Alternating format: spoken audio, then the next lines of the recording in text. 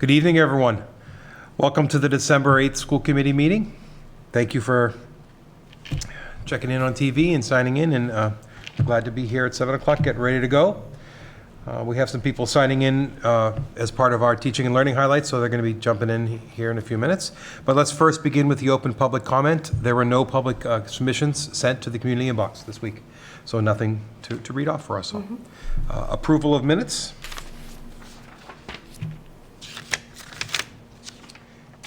Any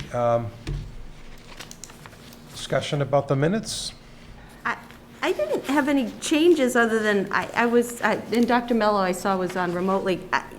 Janet has her down as not present, but then participating in the curriculum review. But I thought she stayed for the... She was here for the whole time. So with that one change, then it should just say school staff participating remotely up top.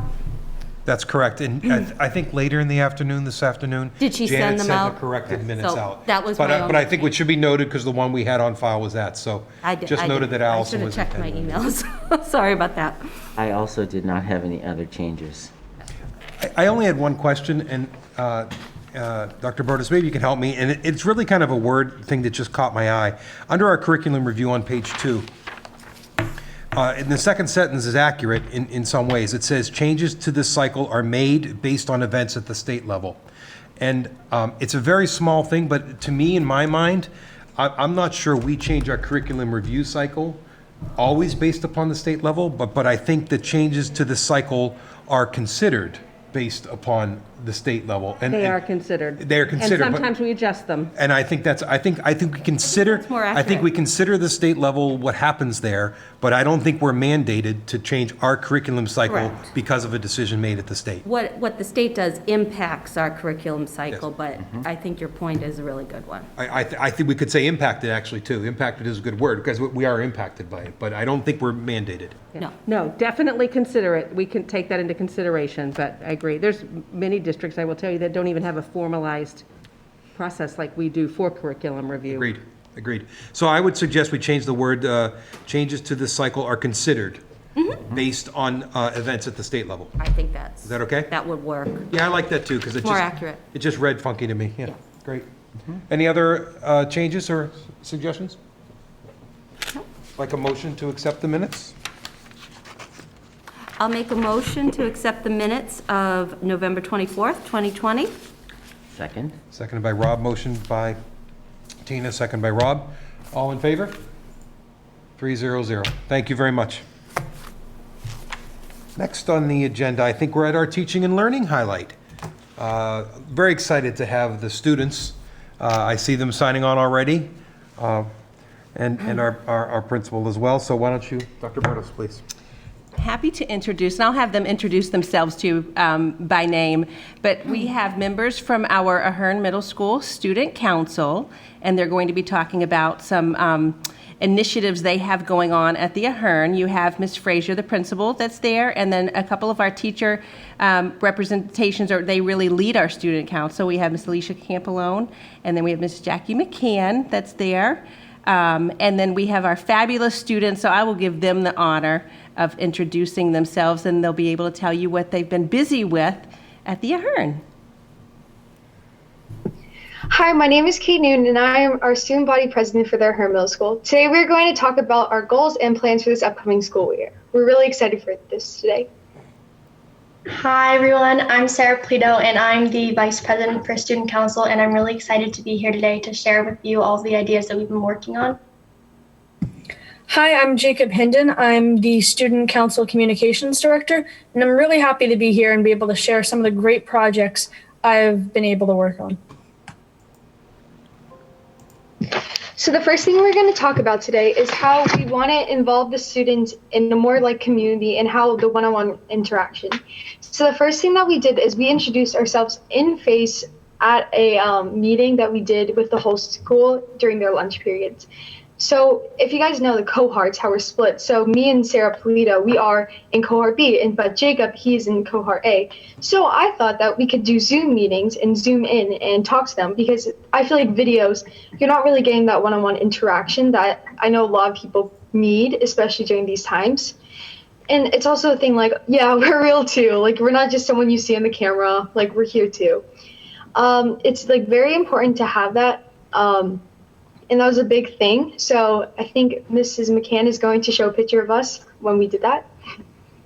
I can't share my screen, but it is posted on my Twitter page, so you can see what we call them the Johnny Fives that was set up in the cafeteria, and the kids were on there. So check out my Twitter, and you can see the picture there.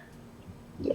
It was a really cool experience, especially since we're in such a different type of year this year. And we're planning on many more ways of incorporating the whole entire students and getting everyone more involved, but still having it under guidelines.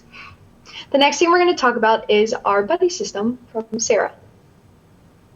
Okay, so I'm here today to talk about the cohort buddy system that the Student Council has created over the past couple meetings. And so basically the overall concept of it was to really connect the two cohorts because we're unfortunately divided right now because of COVID protocols and everything. So how this is going to work is with the help of our homeroom representatives and everyone involved with Student Council, we created a survey, and it's going to be provided to the homeroom teachers soon. So they're going to give out the survey to all the kids in their homerooms, and all the kids are going to answer it. And some of the questions on the survey include, what are some of your favorite pastimes? What are some subjects that you do well in? What are some subjects that you need to improve in? And it's basically, the overall idea is to kind of get paired up with someone that from the other cohort who's also in your homeroom, that the homeroom teachers will be pairing you up with. It's to kind of get someone that you wouldn't necessarily expect to be paired up with, because I know especially during COVID, people have kind of had a hard time getting out of their shell, and because they haven't been able to see their family and friends. So I think that this is a really neat idea to kind of let people be able to do that. And especially for people who have always struggled with it, during COVID times especially, it's really important to have that, kind of contact with people, because it's, good for our mental health, and it's just good to be able to talk to people. And if you have a question about homework, you can talk to them about it. If you don't feel comfortable talking to your homeroom teacher about it or anyone else in the class, if you have a project that you need to get done and you don't have anyone to pair up with, you can pair up with your buddy. And it's just a really neat way to kind of get the whole school involved, because that's something that people haven't been able to do as much with the school year getting cut short and everything. So Next, we're going to talk about our Toys for Tots donation and other donations we're planning on. Hello, I'm Jacob Hinden. I've already introduced myself as the communications director, and I'm here to talk about the Toys for Tots toy drive. So it's a toy drive that runs from, it's already started, to the 18th of December, and it's going to be a really nice drive so that we can collect toys and help lots of people.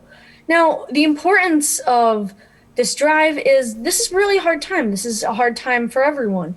And so we've decided to step up and decide to donate some toys. People, all sorts of students can donate to their homeroom teacher, and it get placed in a donation box where they can go to the Toys for Tots. Why do people do it? It's a great way to give back to the community, and it's a great way to just do something nice. It's an act of kindness, and that's what we want to encourage. And so that's the Toys for Tots drive.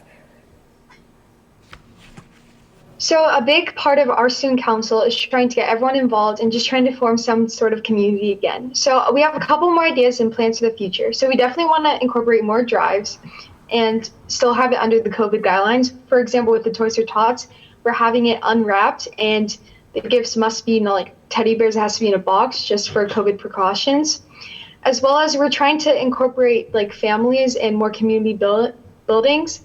So for example, a Patriot player maybe, or any type of person that a lot of people look up to that is in our community, because that, especially last year, I remember looking forward to that, and we don't really get to have that this year, but I've had plans to like send mail to people, and I've done this, but I've been sending mail, and I was planning on asking kids questions, and I can take that and then interview them. So that's definitely a big thing.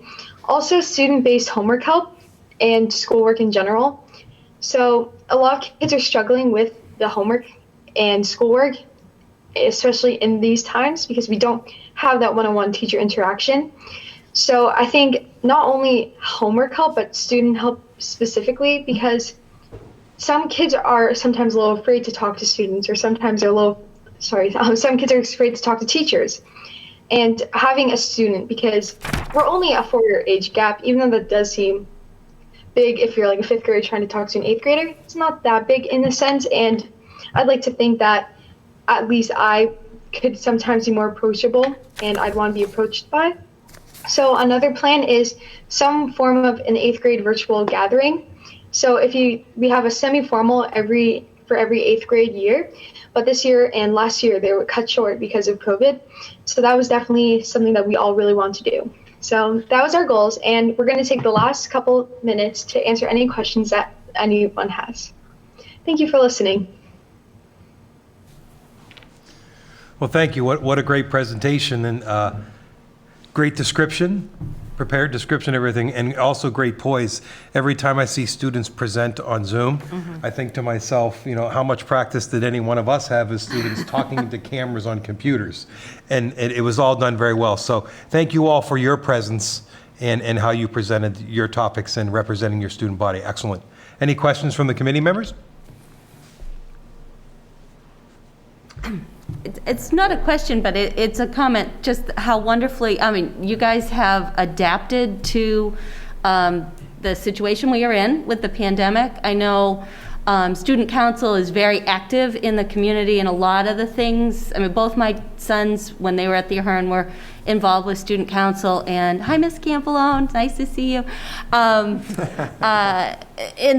So many of the things, the putting together the Thanksgiving food baskets, and they're very hands-on activities, and you've managed to find other ways to be involved in the community and make an impact through your actions during this time when we're all challenged to find a way to participate, and we have to be a little bit less hands-on, but you can still you're showing that you can still make a direct impact on people's lives. And I love the buddy system idea. I think that is great from just a social and emotional well-being standpoint, and making friends and helping one another from an academic standpoint. I'm just so impressed with all of you. And yes, you all speak much better on Zoom than I do. So I wanted to congratulate you on that as well. So thank you for everything. Thank you so much. Oh, sorry to interrupt. No, that's okay. Go ahead. There was definitely a big part that we all definitely wanted to give back to the community, because that's always been a big thing, a part of the Ahern and just the whole entire Foxborough community in general. There's always a want to help other people, and especially during this time we can't really, because like COVID precautions, but we definitely all, and especially a bunch of the kids on the student council committee, they all were really wanting to help, and that's a great thing. That's wonderful. I think. And also, like, when coming up with the cohort buddy system that we created, we really had to think about, our whole school, because when making our videos for why we wanted to be on the student council and, some ideas that we had, we couldn't think about the normal ideas that some people would necessarily have, because, it is a different time and no one's ever been through anything like this before.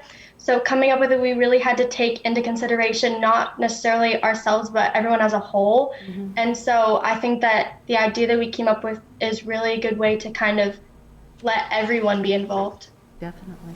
Thank you. I saw Kiara had her hand up, which is great to have. We got all the presidential power in one room. From 5 through 12, we got both presidents. Yeah. Excuse me. I'm, just in case you guys don't know, I'm Kiara, and I'm the student council president at the high school. And I just wanted to say I'm impressed with your energy and how well you guys have spoken. And it makes me really excited that you guys are coming up next year and going to come and participate, hopefully, in our student councils. And I'll talk to my board and our advisors, but if you guys would want to work together and collaborate on something together, maybe in the coming year, the 2021, I'd be really open to doing that, because you guys, I'm so impressed. That was great.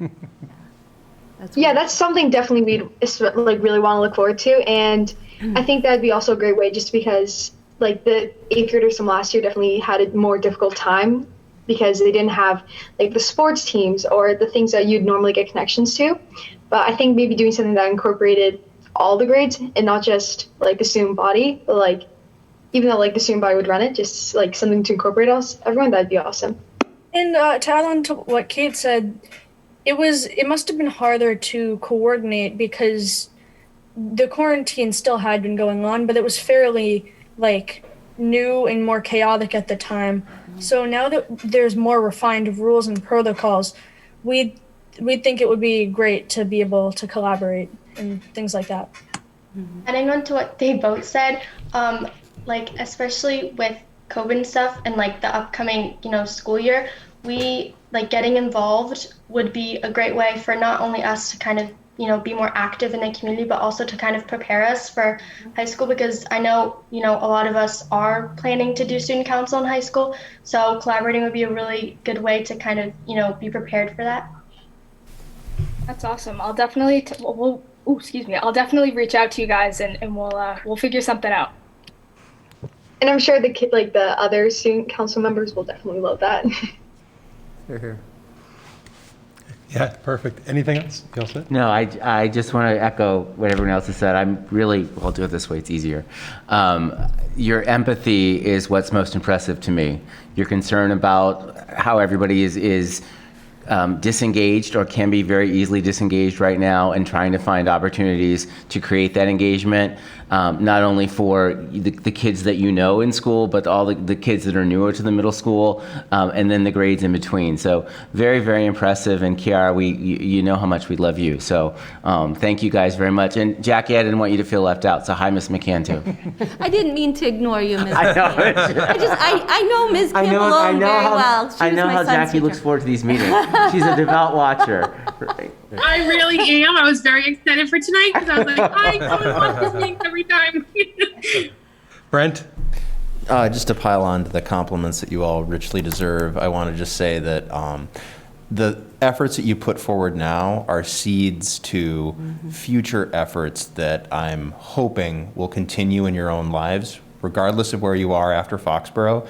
This type of, behavior is something that becomes a habit of mind and a skill that you develop over time. In the same way that empathy and giving and thankfulness and gratitude, those are all skills that we hone over time. And the more you can instill that in your various class communities, the more rich experiences you and our community will have every year forward. So thank you for that.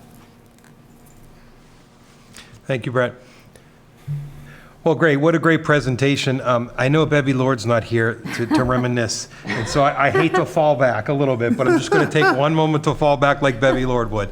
And I don't know if you probably all don't know Mademoiselle Lord, who was my teacher at the middle school, but I was at the Ahern Middle School from 1977 to 1980, and I wound up being a class officer myself. And I can honestly tell you that my life was changed by Frank Toomey, the principal at the Ahern, who was a fabulous principal, a great man, and he taught me a lot about leadership. So I learned a great deal of my leadership baseline at the Ahern Middle School, just like you are. So I'm so proud to see it. I'm also proud as leaders that you're keeping your eye on the ball, echoing what everyone is saying. During the pandemic, it's easy for us to get sidetracked and not see and not pay attention to what's important. You've already listed a Toys for Tot. You've listed a get-together for the 8th graders amongst the chaos of the pandemic. So as leaders, you're keeping your eye on the ball, so I'm proud of you for that. So thank you all so much for a great presentation this evening. Good luck and keep up the hard work. Thank you. Thank you. Thank you. Thank you. You make us all really proud. This was a great teaching and learning highlight. Oh, so perfect. Thank you. Oh, I'm great. smiling from ear to ear behind No, this. I am Just in too. case anyone was wondering. They did a great job. We can't ever forget these moments for kids, right? I mean, and these are unmeasurable. They're obvious, but there's no paper and pencil on this. So They're leading. thank you so much. Absolutely. Winner. Thank you.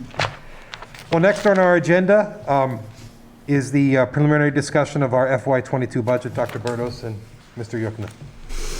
All right, so you have the budget in your packet as well as the PowerPoint presentation that we'll go through. This is our preliminary, our first pass at the FY22 budget. And we have a timeline that just as a reminder on the next slide here of what we've already done to date, and then what is coming in the future. So we started off with having a joint town and school administration leadership meeting to frame the budget process from the town side. And that took place in October. And then we had the joint meeting with all of you, with the Board of Selectmen, to review in November the revenue forecast. And then we're here this evening for this first pass, the preliminary. We'll need to have, with our budget committee, we'll need to set that date with school committee as well as with our advisory committee liaisons. And then we will move forward with our additional discussions on the budget in December, and then your vote for the recommended school budget in January, and then go to the advisory committee for the review of it in February, and then town meeting in May. Kind of an overall picture. So our budget message, this slide here, there's a lot of information on this slide, but it's really important information because this really is what frames the entire budget and the philosophy behind it. And it really is continuing with a high level of services, educational services for our students, and being able to look at every program, every service for our students and have a budget that's going to support that. So we also understand we have shifting student populations and being able to adjust to our student populations and any needs related to those. So it is a philosophy that's consistent historically with our financial approach, and most importantly, it is a strong commitment to education for the students of Foxborough. So this budget here, now, as you're aware, our strategic plan sunsetted in June of 2020, although we were not in school, and then we're looking towards the planning for success and a framework, but that's really based on the district strategy for improvement that you've all voted and accepted. So those strategies are listed up there on the right-hand side. So you have the objectives from the strategic plan, but more importantly right now, what is really built off of that as we go forward and with planning for success are these strategies for improvement. And that first one, equity and ensuring equity for all, really is looking at all of the structures we have in place, meeting the needs of all of our students, and being able to increase student achievement, obviously, and access. So where we're looking at programs, we're looking at special education, we're looking at English learners, we're looking at courses, all of that. That all comes under ensuring equity for all students. Academic excellence, rigor, relevance, and being responsive. That really is what this budget is guided by as well, and making sure that we provide those opportunities for advanced learnings through curriculum experiences that are rigorous, that are relevant, and that are responding to the needs of students today. And then the third strategy there, communication and community engagement, expanding opportunities for all of our stakeholders through communication to be able to positively affect student learning, and then in our educational environment and the greater community. So this budget, it maintains reasonable class sizes, it preserves our current programs and services to students, it takes into effect adjusting and adapting to our changing student populations and meeting those needs. As we talked a lot last year, out of our increases in special education costs and making sure that we're meeting programmatically the needs of students, and then also addressing costs that come along associated with technology. Obviously, we put a lot of technology in this year, and thankfully we had the CARES Act funding in order to do that. But we do have increased costs that come along with technology, just when you think about subscriptions and maintaining, and now that we're going to have all of these devices in a one-to-one environment, you're going to have associated costs as well. So lastly, it's a budget that's going to enable us to continue to meet the state guidelines that we need to meet in order to run a public school system as well. So the program, as you know, is stayed consistent. We build the budget effectively by building, and we incorporate every staff member and their salary agreements as we're building that budget. So it's from a transparency point of view, it's an all-in budget. There is, even though we do have other sources of revenue, whether they're grants, circuit breaker, state funds, whatever, revolving accounts, we put everything into the budget, and then we deduct those at the end, so that effectively the town is seeing what the true cost of the school system is, in this case, less a few $1 million in outside resources that are coming in to fund it.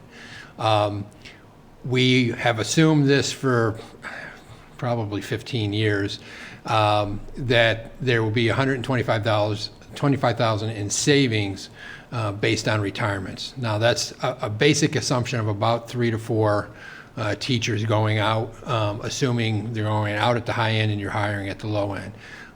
As we all do know, there are certain fields that obviously that's not usually the case where you can do that. Science, as an example, is a very hard field to find teachers that are qualified up on the levels that we're trying to promote, especially with our AP courses and things of that nature. So you don't always get that one-to-one savings that you're looking for. But again, the budget is built that we are going to assume that we're going to save $125,000 through retirements of people that we don't know yet. We know of one retirement for next year at this point. And based on COVID, anything can change. So, the second part of that, as I said, is that there is the grants and the revolving accounts that actually reduce what the town's cost on this annual budget is. Wrong way.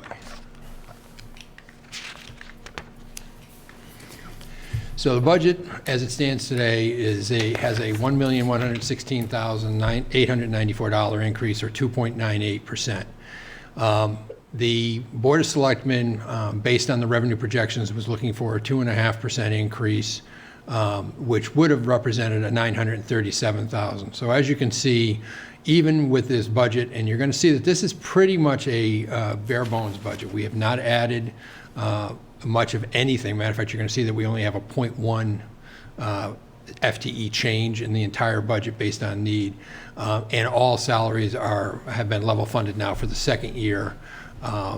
So it's really our increase is based on our COLA and our contractual lane increases for teachers, custodians, everybody who has those in there. So it's really basically a base budget with those increases. Expenses level funded. Expenses level Not funded. salaries, expenses. Right. Yeah. Jesus, why does this keep doing that? Do the side one instead of the middle. Too far now. There you go. You're there. So as I said, in FY22, there is only one position change. We actually have made that change in FY21. So even though it wasn't in the FY21 budget, we have to do it, and it's really based on a need within our IGO school, and it's based on caseload requirement for a speech and language teacher. So that teacher actually is a 1.0 this year, but they're represented as a 0.9 in the FY21 budget. We know that's going to carry forward because, again, based on the caseloads that we're seeing in there.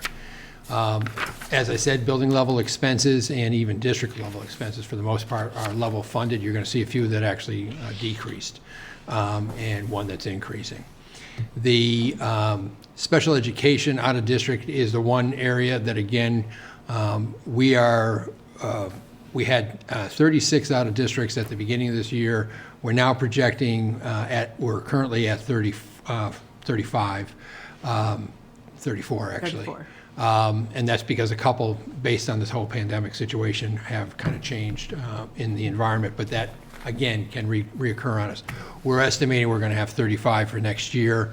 We don't have anybody aging out. We don't have anybody graduating out in the year. So it's likely that, we're not going to, it's going to be a pretty stable out-of-district tuition basis. The one area that's somewhat bright, and it's really, we've been talking about this for the last couple of years, and we've actually been bringing this number down each year for the last couple of years, and that's our utility cost. As the district has continued to go into higher efficiency things, whether it's lighting, variable speed pumps, and things of that nature, it really has dropped our utility costs on the electric side. The one negative to that is, and we don't really have a good handle on it, is that the rebates that we were getting from the solar arrays at the landfill and at the Elm Street, apparently there was a calculation mistake that was giving us a higher credit than we should have been getting for the last couple of years. They're not getting the difference back. However, the credits going forward are going to be normalized to what they're supposed to be. And we really don't have a great handle on how much that's going to change. We know it could be potentially as much as a 40% reduction in the credits we've been getting. So we've tried to keep that number in the electric bill, in the electric utility account, at a number we think that we can survive that. But unfortunately, until we get through a full year, we won't have a real good idea of what the credit levels are going to be. So the major components of the budget itself, service-based staffing, again, point one. Level funded expenses. Special ed out-of-district enrollment increasing because of the cost of the programs themselves. One of the drawbacks to the out-of-district tuition programs is they are granted increases by the state. Those grants are usually done December, January timeframe. So we haven't even seen what these program changes are going to be. In a typical year, we would expect them to be between 3 to 5%. We have had some of these actually get granted 50% increases in 1 year. So that's a concern on our side. Obviously, we can't budget for that because we don't really understand it. So we're dealing with what we consider to be the normal increase within our budget itself. The out-of-district transportation, actually, you're going to see a slight decrease this year because, again, where those programs are and the cost is based on each student and where they're going, actually is looking a little bit better than it was a couple years ago. So we're okay that way. As I said, you'll see utility expense decreases in the electric, but a little bit of an increase in the fuel. And then we have 3 pending negotiations and contracts that we have to cover within this contract. The custodial, the maintenance, and the crossing guards are all up as of June of this year. So we'll be negotiating those this spring. Maybe that's going to be an interesting Zoom scenario. But so those are the only pending. The rest of the contracts are all up next year.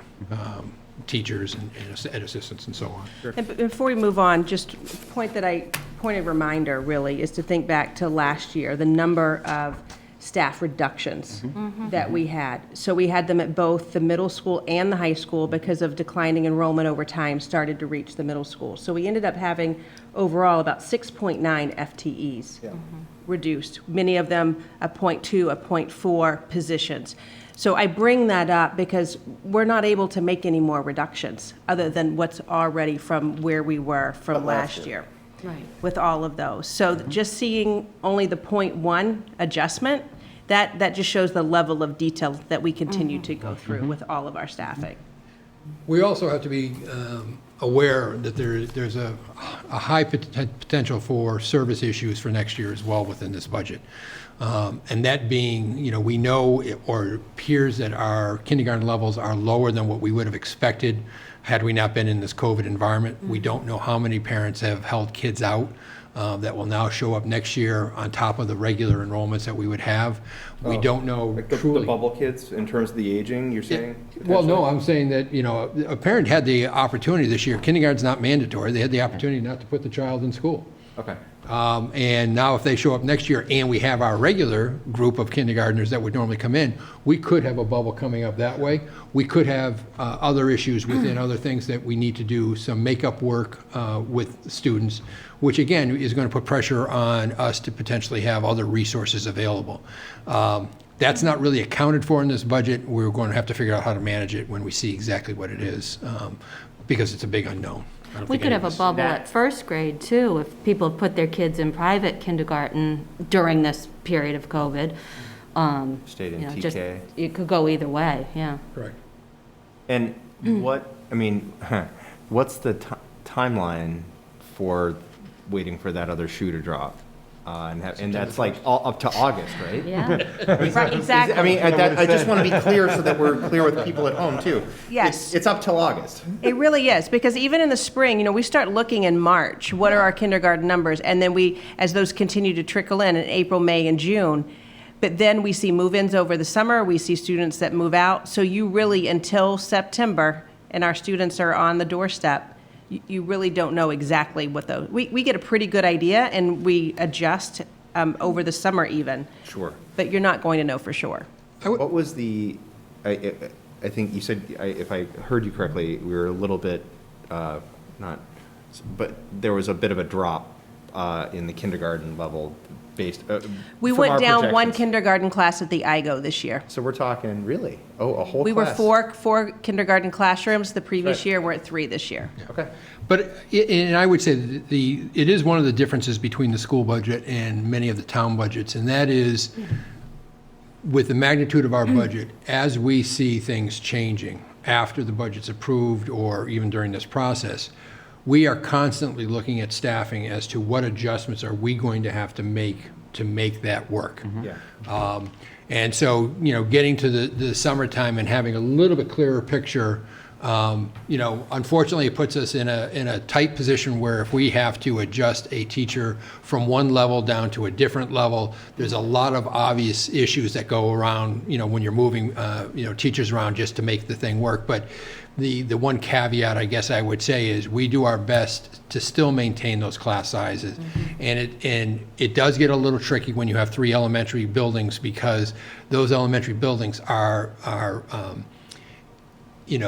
filled based on the area in which the building services. So you don't have that great thing where, I've got 100 first graders, but, they're not all in the same building. So even though I've got X amount of teachers, I can't have necessarily the exact same class size across. So that has created some conflicts for us in the past and how we try to deal with that.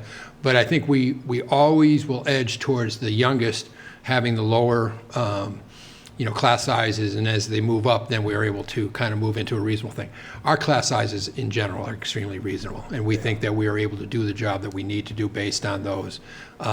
But again, there's a lot of machinations that are happening behind the scene as the year continues to progress. So while we're giving you our best input today based on what we know, which is in the COVID environment world, not what we would normally have a lot more information on, we will continue throughout this process to review this budget.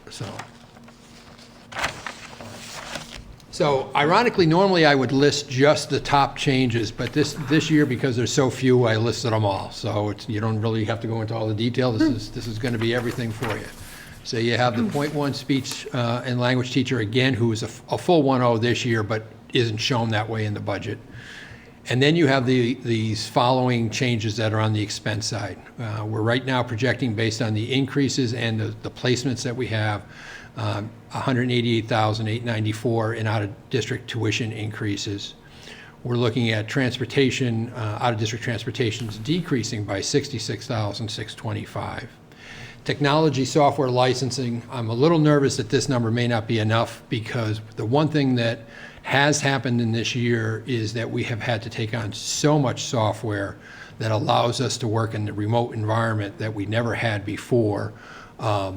And even to the way we had to change our Microsoft licensing. And we're being pressured right now that that's probably going to have to go up even further for the FTEs, because what used to be us just licensing teachers, now it's anybody who's truly in the environment of using, as a professional, their computer on a daily basis. So that can be head assistants, it can be, secretaries and so on. So that 20,000 to me is a little bit of a risk. I know we're spending, all of that at this point in time, more than what we were spending from last year.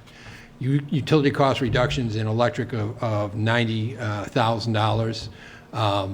Obviously, that's a great savings, but again, I don't think there's a risk. I think we're okay based on the numbers we've tried to calculate out. But it just shows that, again, all that energy efficiency is just, over the last couple of years, we've driven this number down by almost $200,000. So that's really, quite good. The custodial supplies, we were pre-COVID going over in this line as an issue, probably about 15,000 last year, so that's why we're adjusting it by the 25. We also know that obviously a lot of our expenses this year are being managed through a lot of grants, and we still think there may be some leftover expenses going into next year of different types of cleaning processes that we'll still have to do that we never had to do before, which is going to increase the cost a little there.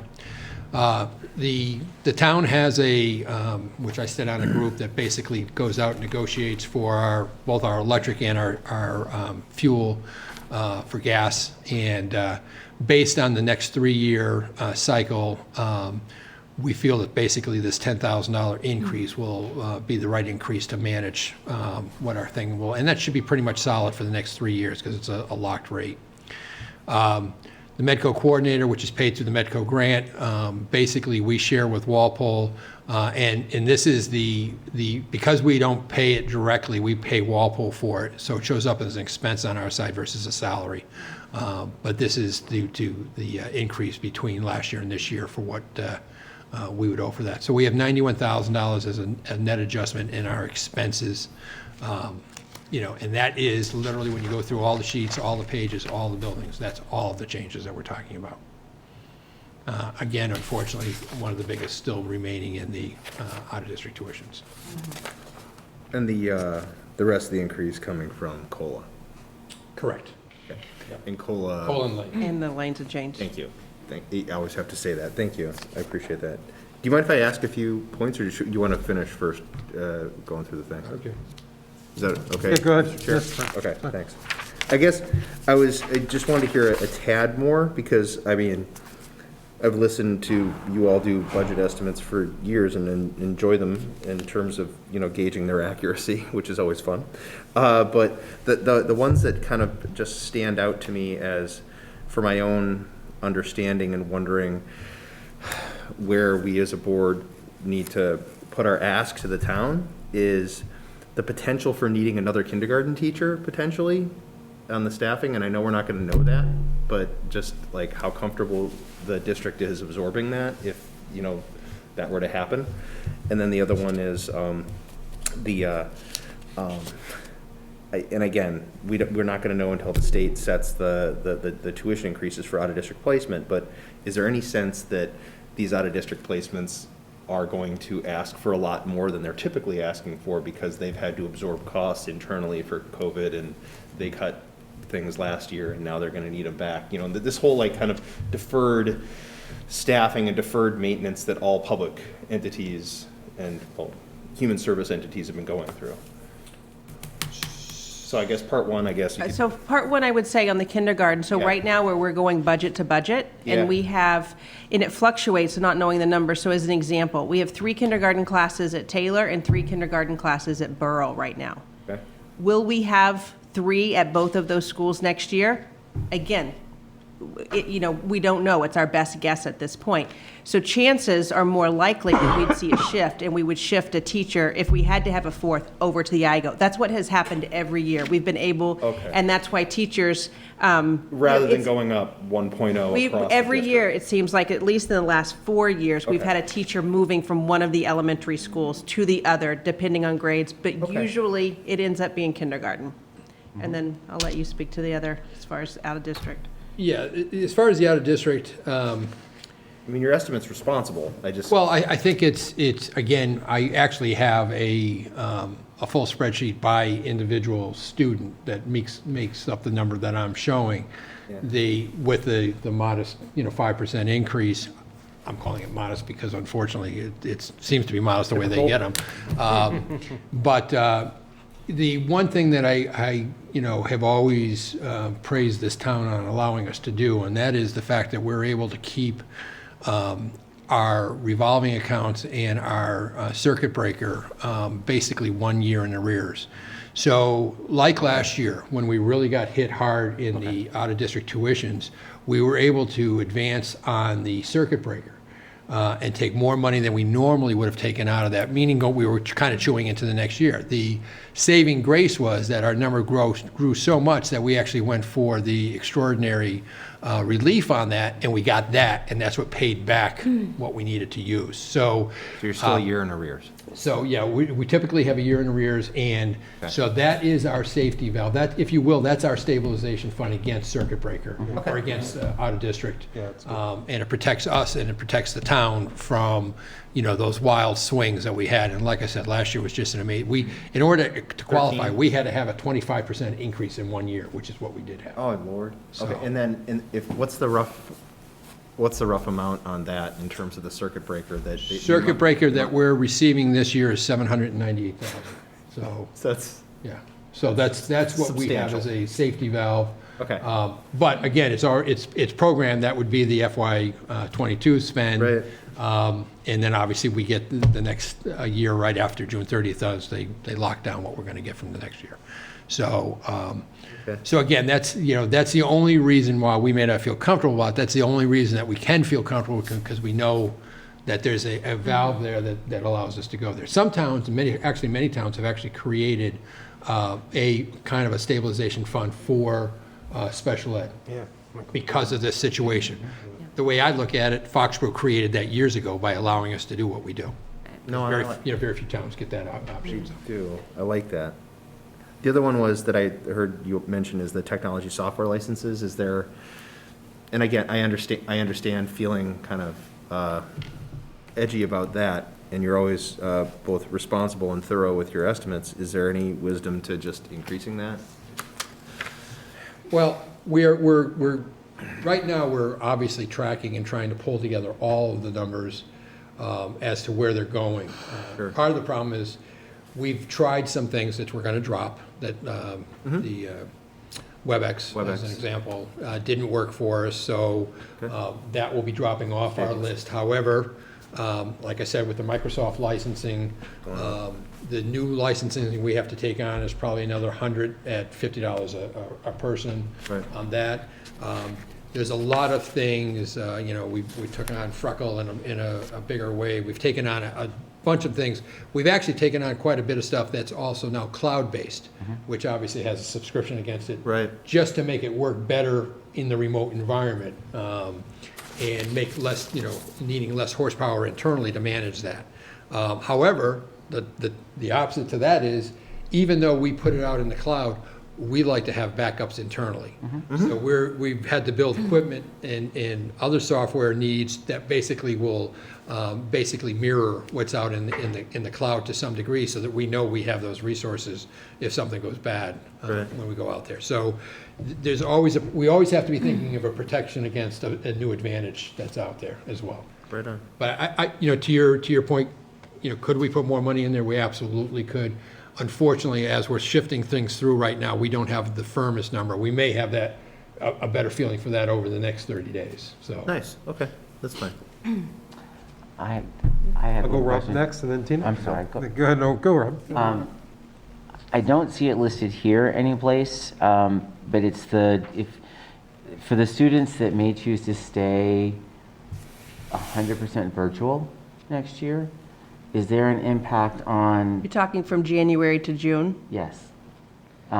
Is there an impact on the budget that way? Yes, not for FY '22, This it's for year. our current budget right now. We'll have to find those funds unless there's more grant funds that we don't know at this point in time that Okay, come. and then looking forward into the next school year, what would be the expectation on our obligation if someone chooses to stay None right now. virtual? We have That's no this obligation. year for COVID reasons that the Right. Department of Education's required us. So we see that at this point in time as that's just this year. That ends in June. That ends in Okay. June. That's what I thought too. I just wanted to make Clarify. sure that I understood it. I think Rob and I are actually thinking along the same lines. It's a little scary.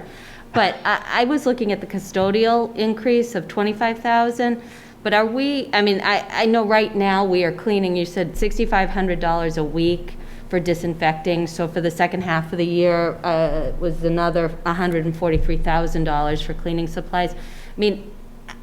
So $25,000 doesn't reflect that level of disinfecting the school. So we're kind of, if we are in a position where we have to continue with this rigorous level of cleaning, we don't have that reflected in the FY '22 budget yet. no, and it's I think based on what we're hearing and seeing, the potential for the vaccines and stuff is that we're still going to have a requirement to, Sure. and I'll also say we bought a lot of the PPE product that we need. We may have some left over at the end of this year that will float into next year.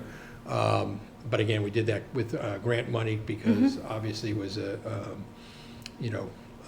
capability of doing it without having to touch our budgets.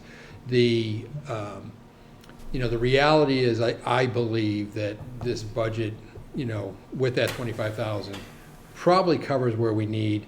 Because there will be, let's face it, once this kind of goes away, yes, you're still going to want to have, do the disinfecting. You're probably not going to be spraying every room every day because there's really Twice a day, there's yeah. not reason for that. You still may go through every so often.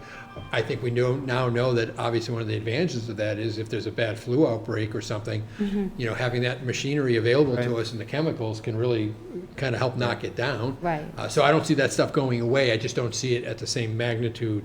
And the as same we are. And cost. quite honestly, if it is, Being daily. this budget would be about a $350,000 higher budget for an unknown, exactly. or at least something that we don't assume is going to be at that level in the Right. future. If it is, then we're going to have to figure out ways to work with that. Okay, thank you. Fred, did you have another? The other one was I know it's a separate issue, but when it comes to custodial and maintenance contract, is there a budgetary concern potentially for that, given the extraordinary amount of work and folks that they've been doing, or do they typically follow suit with the Teachers Association, or? Well, I realize that's a contract negotiation, Yeah. so it's a moving target, so. yeah, and we do carry money, assuming that there will be some Some movement. negotiated value. There is money in this budget, it's just not, put out in a line into a Understood. way that way. So, however, I will also say that, the other 6 budgets or 6 contracts basically are out there right now at a 2% increase for that year. So, Okay. what's going to happen in the future is really, what this negotiation is going to look like. As far as what the custodian, maintenance, and everybody, teachers, everybody's been putting it in. Custodians have been putting in, obviously, a lot of overtime, because that's the only way we could cover, as well as having our temporaries. But there they is are getting overtime. paid for that this year Okay. through all the grants and everything else that we've done. Understood. So, Nice. Thank you. I think our budget's based upon previous budgets and and relative norms that are established, right? We accept that we're in a pandemic and there's all these changes and there are a lot of these moving things that exist, but our budget's based upon projecting some norms, is that correct? Yes, exactly. Yeah, so we just gotta prepare for that. But Absolutely. I think the questions are good and sound because, that's kind of in the back of our heads, right? Well, we Saying just that had a we're- discussion about it a Exactly. few weeks ago about the FY 2021 budgets, and, we're hoping that we will get grant money that covers that Right. expenditure. Right. But I think putting the two things side by side, I totally understand how we budget, but it's just trying to coalesce the two things in our minds. I think if you had to look at what next year would look like, if we assume that we had to continue the same way, obviously, we don't have to buy the computers again. But we would be looking at increasing this budget by nearly $1 million. Oh, yeah. I don't think Yeah, that's, if we- I don't think that's the responsible thing to do No, at no, this point. I wasn't at all suggesting that it Also would be. So- Yeah, no. Also, no, I appreciate that. The other one that I guess that I had forgotten to ask earlier is when we look at level expense funding, and knowing that a lot of the facilities and physical plant shifts had to take care of certain things, certain needs, are there deferred maintenance concerns that you'd see going forward? You guys are so good about being up on these things, I just wanted to hear you talk about that a little bit, if you wouldn't mind. We have always been a big proponent of, maintaining the facilities at normal levels on a constant basis, rather than having to have huge peaks and valleys in what our costs are. And it's a lot easier to keep things operating with normal, preventive maintenance type of operations than it is when you have to replace entire units because of lack of service. It is also, quite honestly, what bought us as a community the ability to have that HVAC report come out as good as it did compared to a lot of our, That's right. sister districts. It's So- the reason we were able to go hybrid when other districts had to go remote. Exactly. Because they simply didn't have the physical plant that could So sustain. I think we're continuing to maintain this year, with everything else that's going on. And again, fortunately, most of the added cost is being borne by grants and stuff. But we are continuing to do our regular maintenance on all of our facilities and to make sure that they stay at the standards that we expect them to, again, to save taxpayers money in the long run. So, No, thank you, I appreciate you being able to speak to that. Thank you. so we keep a comparison year by year as to what the increases are and what our budget is. Again, in this particular year, it's percentage-wise at 2.98, a little lower than it's been for the last couple years. And again, even though last year also was a zero increase in most of our expenses, we did have a fairly significant increase in our out-of-district tuitions last year, in our out-of-district transportation. So that really was what drove last year's number. And that was with, as Amy just pointed out, reductions in our staffing positions across the district. So, I think this is a responsible budget at this point as best we can be. And again, it's really, it's always challenging to be, developing a budget nearly, 9 months in advance of the year of what you're going to, but it's even harder when you're in a situation that we're in right now where you don't have the norms that you would normally have. Enrollments, again, we would assume that the preschool and the kindergarten will come back up into normal ranges once we come back out. Obviously, it's been a challenge on the preschool side of things, and we are taking less tuitioned in students in that area just because of the challenges with it and having to keep the social distancing going.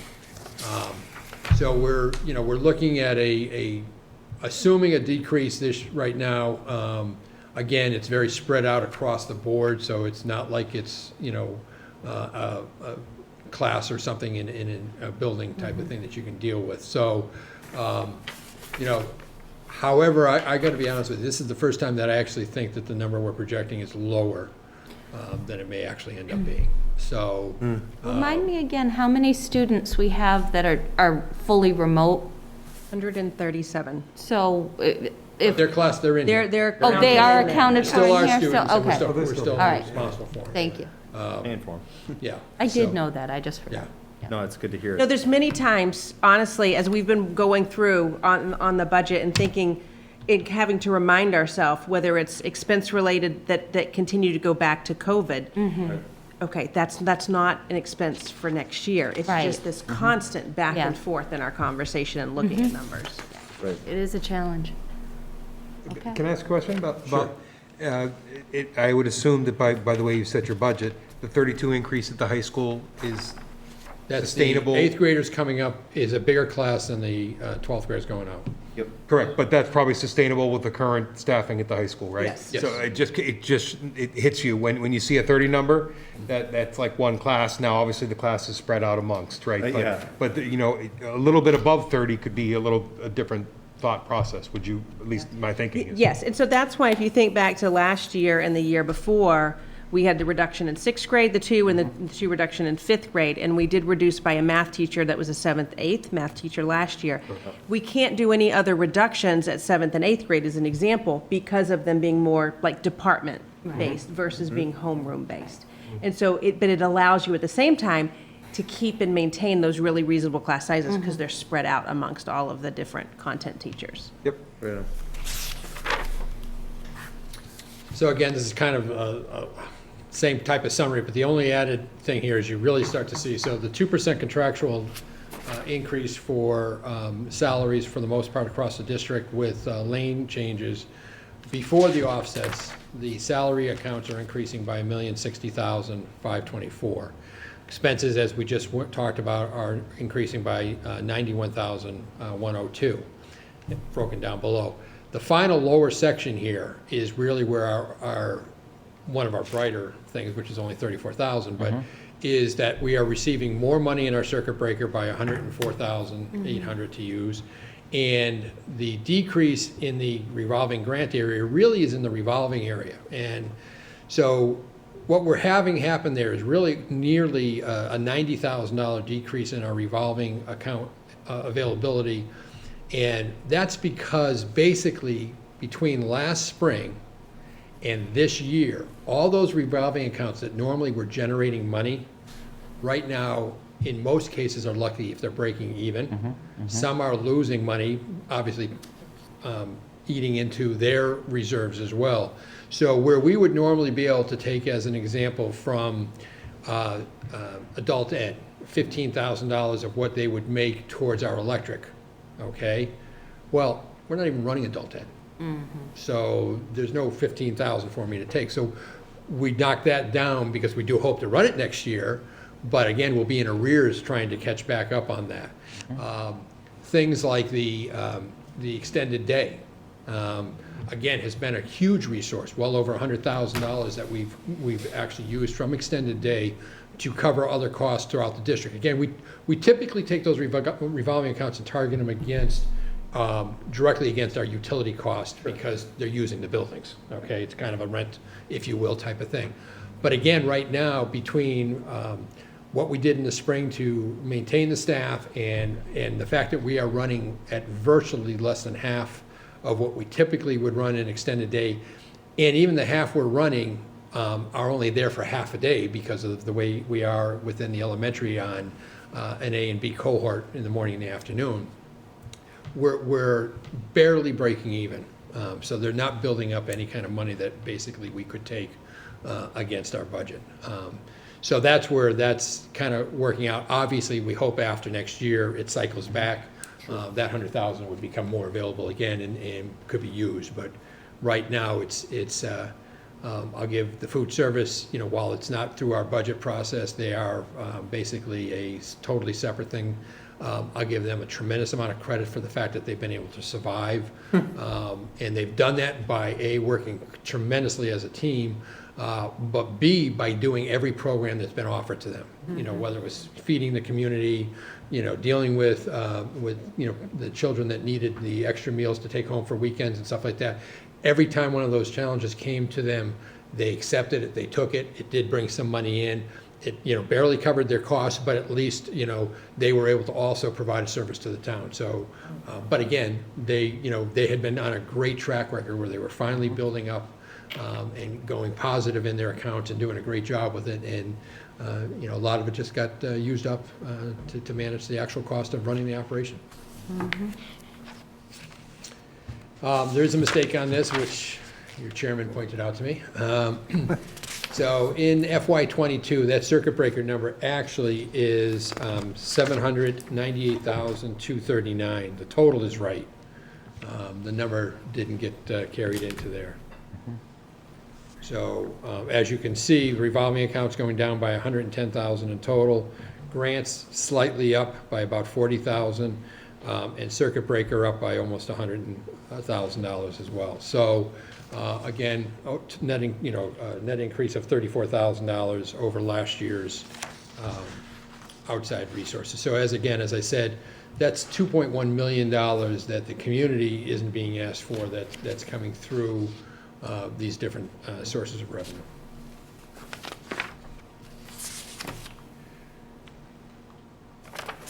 So as we do, we always try to show the pie. Not very much of a difference, obviously, year over year here. A slight change, and I mean a very slight change, as an increase in the special ed side of things. Most of the other areas are pretty much the same. But so our consistent approach relative to technology, athletics, you know, admin, transportation, plant and operations, those numbers have always stayed in that range. For the last 8 years, you know, 9 years that I've been here. But, you know, obviously a little bit of the change has been over the last few years in the special ed. Now, in over years too, that has changed and gone the other direction. So it really depends on what cohort of kids we have and what programs we can offer versus what has to go out. So we do our best to keep the students in district because we think it's the least restrictive and obviously the best for them. But there are certain situations where it's not the right fit, and we're not going to be doing the best for the child if we do that. So we know that. So again, it just ebbs and flows with the child's needs. So.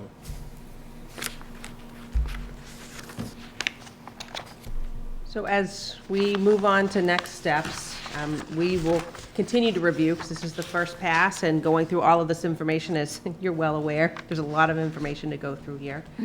Many things to monitor as far as any changes that are available as far as revenue, and then things that we see, technology, all of that. And that we need to set the date for the subcommittee, for school committee, to review and to go drill down even more into questions that you have. And then on December 12th, come back for a second discussion on the budget with, as we said at the beginning, the vote will December take 22nd. place. 22nd.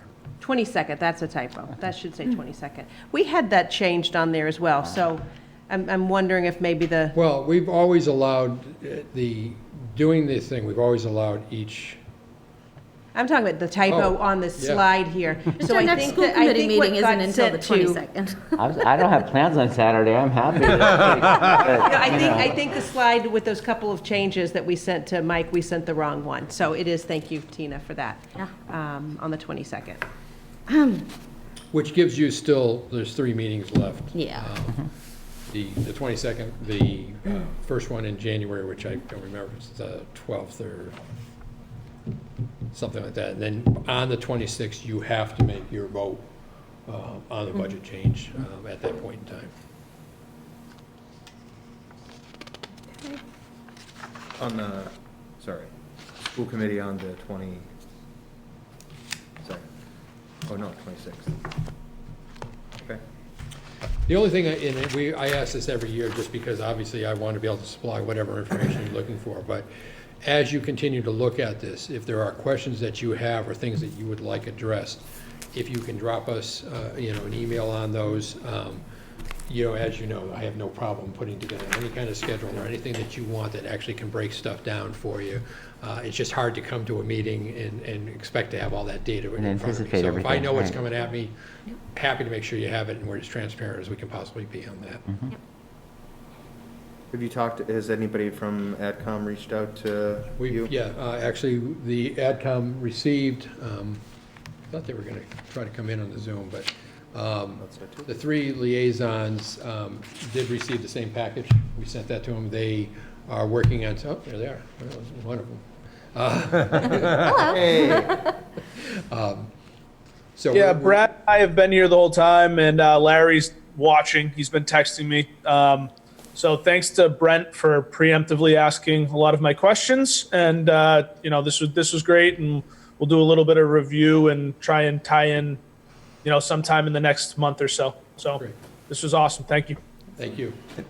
Thank you for signing in and being part of this too. There's, as you know, and you respect, there's so much detail in our school budget and the detail that Bill and Dr. Bertos supply. So we really appreciate you jumping on board and spending some of your time. Greatly appreciate it. And the same thing goes, obviously, for the AdCom. I really, even when we're, scheduled to meet, the more information I have before that meeting, the more information I'll be able to supply you at that point in time. We've always been very transparent about what we have as a budget. You may not like everything, and you may like some of the things, but the way you're going to get your best answers is to ask the questions up front. So. Yeah, I was very impressed as to percentage-wise how low you guys kept it this year, considering all the challenges we've had. So, we'll do our review, but so far that was a very good presentation. So thank you. I think that's a good point, because we didn't really kind of say it, but I think the tack that the school administration is taking, could we have asked for more and felt like we could justify it? The answer would probably be yes. The reality is we know the environment we're in. We know what the income stream is looking like. We know this is not a time that anybody should be trying to get something that's above and beyond. So that's why this is really basically, as I said, a base budget, and we tried to make whatever small adjustments we could that even saved us money wherever we could. So, it's a good point. I'm glad you made the comment there, though. Yeah, for sure. Thank you. So that's your first pass. I'm sorry, I just I have one additional question, tangential, not directly related, perhaps. I know last year, part of the capital request was transportation, and that got deferred. I also know that we are at the point where we have equipment that cannot be used. We're not allowed to use it, so I'm assuming we're going to continue to make that capital request. But in the case that gets deferred again, where does that leave us? Well, I just did finish our capital budget as to what we think it is, but we haven't reviewed it yet, so that's why you won't have it. You'll see it at your next meeting. But to your point, last year, we asked for our normal computer reset. We got half of what we normally asked for. Ironically, we ran into the season where we were going to need a lot more, and fortunately, those resources came from a second direction. We asked for 2 school buses, and 2 full-size school buses and 1 mini. We got 1 mini, didn't get the 2 full-size. Right. We asked to, replace some of our copiers throughout the district. We got nothing towards that. And we asked for a first time, the music department came forward with a request to replace some very aging equipment, and we got none of that. So obviously, I'm going to tell you right now that we're still going to ask for the computer stuff, but on a lower level, only for next year, just because of everything that was pumped into this year through grants and stuff like that. But we're still going to need money to basically support that network side of things. We are going to ask for 4 buses. I know that's going to be a significant issue, but we are building ourselves or digging ourselves into a hole right now that's going to be extremely hard to get out of if it goes much beyond this. To your point, we've always had 3 or 4 full-size buses that are backup, if you will, buses, but they're also used for our field trips. So that's what we're doing right now. At times they are becoming frontline buses if other buses go down, which is not a great place to be. And to your point, we've also lost buses that the DOT has said that they will not re-register. So it is a concern. I've raised it to, Bill Keegan to try to keep that forefront in their minds too, that if any resources came available through any of this money, initially it looked like we might have been able to actually rebuy the 1 or 2 of those buses through COVID money, but then they flipped the switch on that and decided that not the town, the federal government made it so you couldn't do that, unfortunately, which was ironic because they were saying you could only transport a third of the kids you normally would transport on buses. So it was kind of a double whammy. But so yes, it's going to be forefront. It's going to be what you'll see next week in our next meeting on the 22nd, and we're keeping everything in check as to what we know, and again, we can only do with what we're supplied. So, Right. Thank you. Thank you. Thanks, Bill. Anything else? No. No, Thank just you, to everybody. thank you for the level of detail, as always. Yeah. It's always a solid amount of information, so appreciate it. And thanks for a really detailed thought. Last year, we presented the budget, and we were actual to our class sizes and our staffings, reducing and moving things around. We were genuine to what we had, right? And so to once again come back, which we've done for years, right?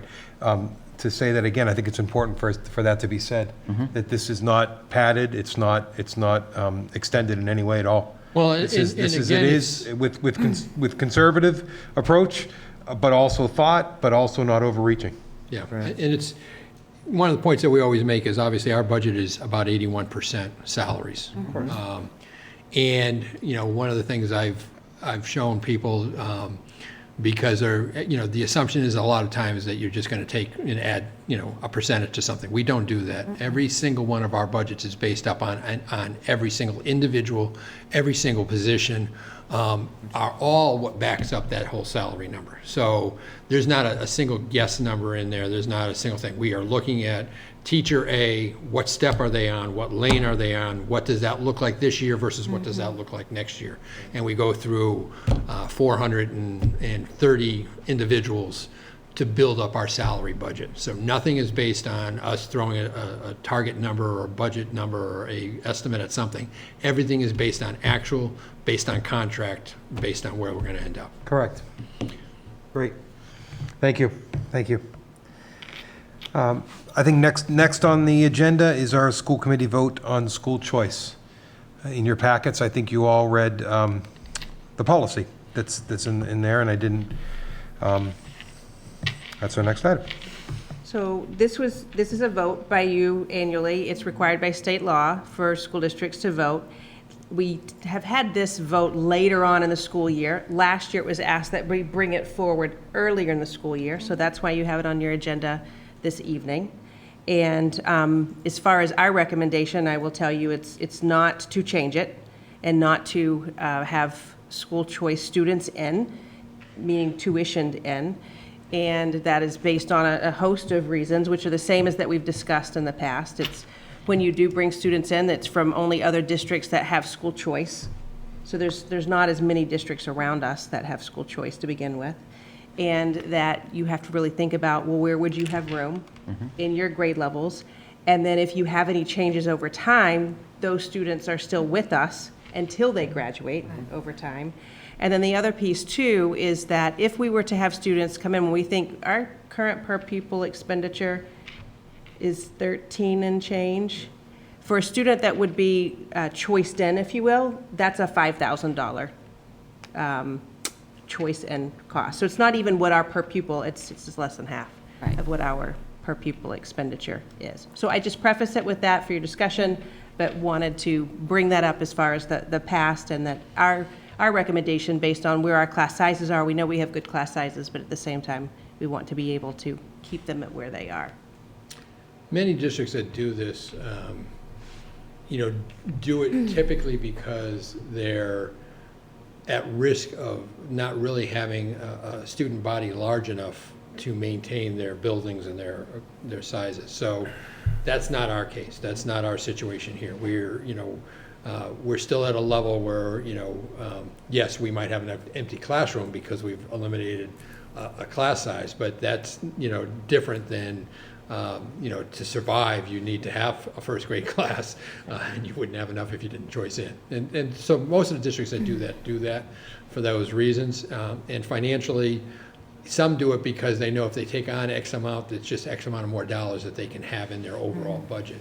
Again, I think Foxborough, our real tact here is to do the best we can for Foxborough students. And we have varying degrees of students throughout the district with different needs all the way through.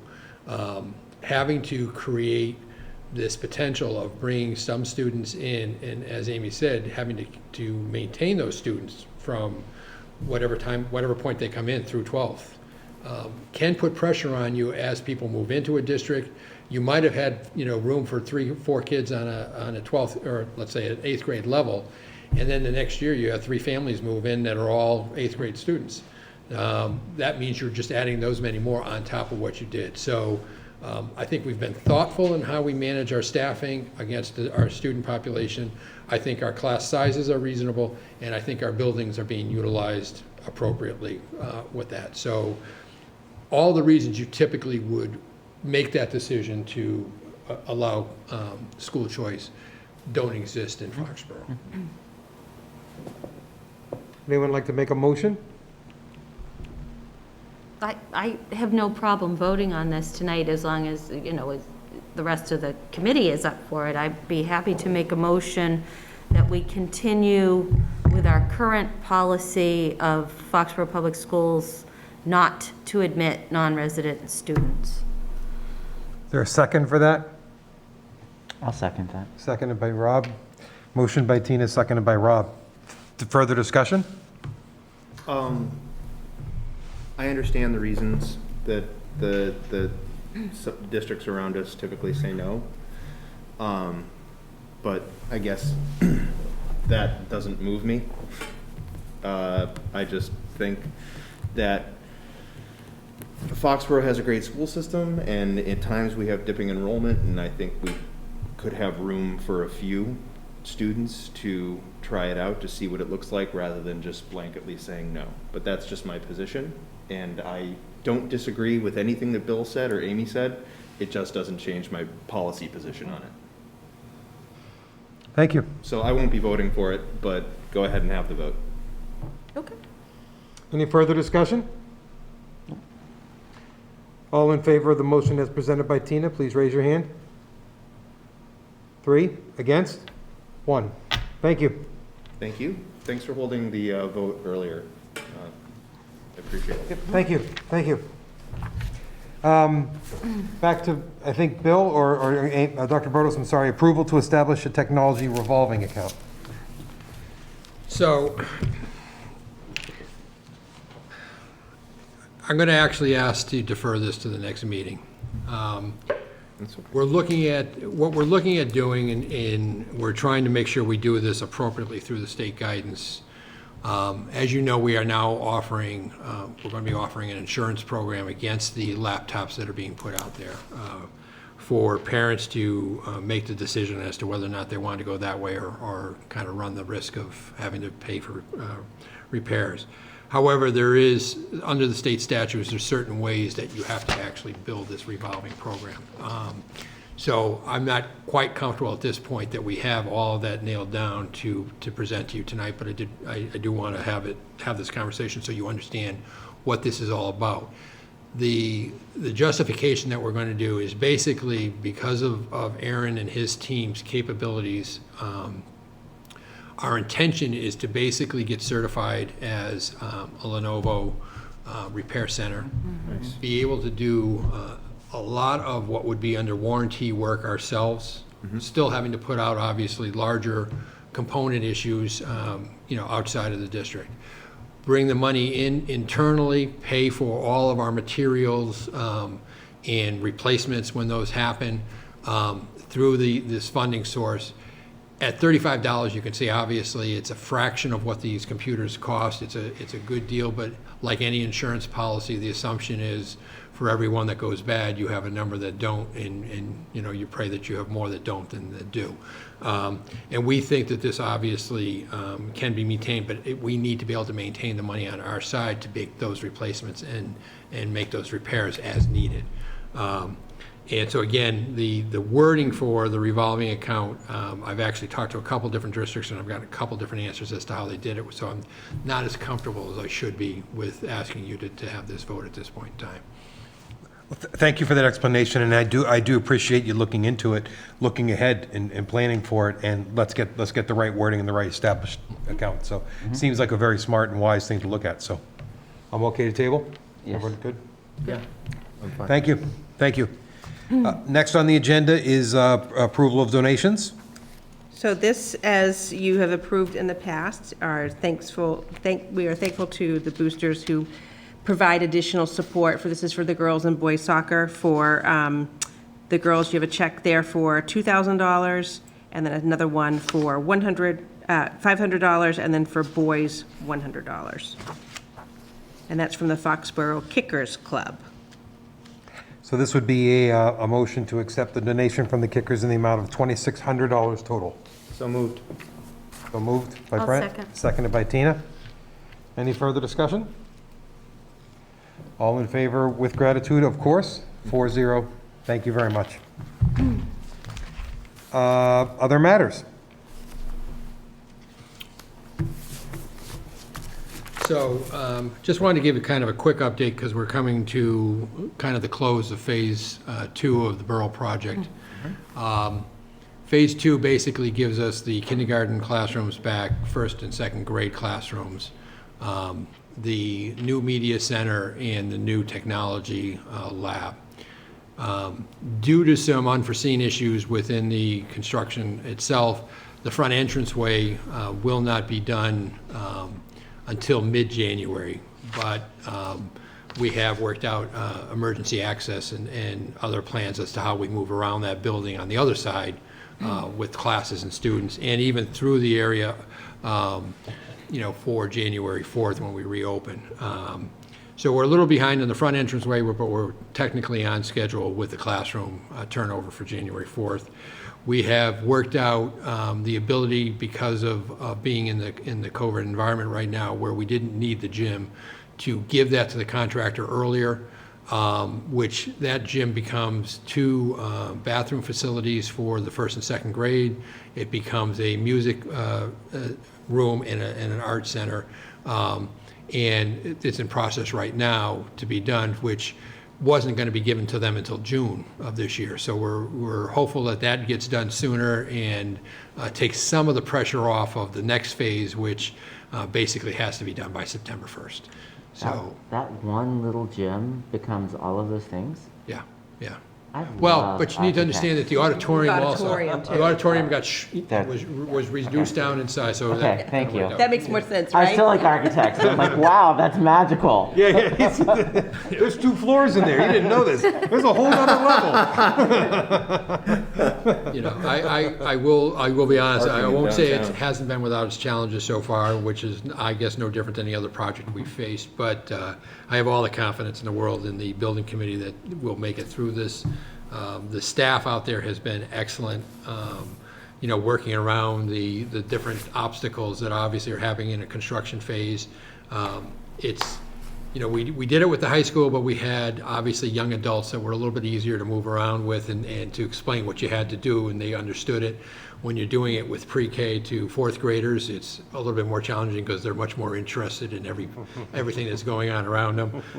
But again, I think the teachers have done a phenomenal job. They worked with the hiccups when we walk in the morning and the heat wasn't working the way it was supposed to, and we had to get it back running and stuff like that. They've worked through all that. It's been great. I think it's been a real team effort out there. And quite honestly, I think we're getting what we want quality-wise and, you know, facility-wise.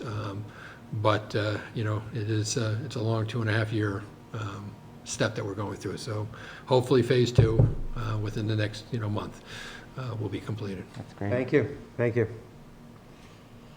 Any members?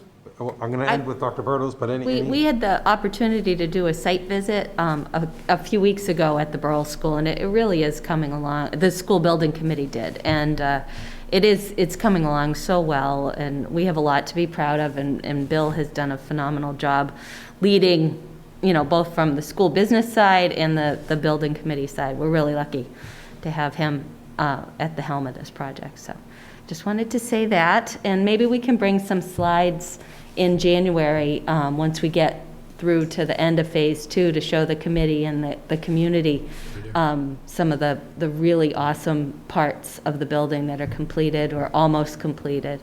I think that would be really good too. So, just Brett? Nothing to add. Huh? Not tonight, no. Dr. Bertles. All right, so one of the things that we just learned yesterday, we had mentioned at one of the last school committee meetings, that in January, MCAS testing was going to take place for all 11th graders. Right. So we received word yesterday that students in grade 11 will no longer participate in testing during the January-February window. good. Now, that's testing for ELA and math, so they're saying that it's being postponed to a later date, later in the year. We'll see what happens there. Students in grade 12, though, the class of 2021, as well as any others that still need to take the test, will be able to in January in order to earn their competency determination. These are the So- holdovers from 10th grade forward? Yes, and I don't even know that we have any. That's just, you know, that's anybody that would be Right. eligible would still be able to if they were a senior. But the important part right now is because we were looking at the testing window in January of having to go, instead of 10 days, Yeah. 5 days, remote Yeah. for the majority of students, and just the guidance department and the high school administration have been meeting with them to, how do we do this? So this being postponed can breathe a little bit easier right now for the moment, and we'll see what is to come. Okay. So that was something from yesterday.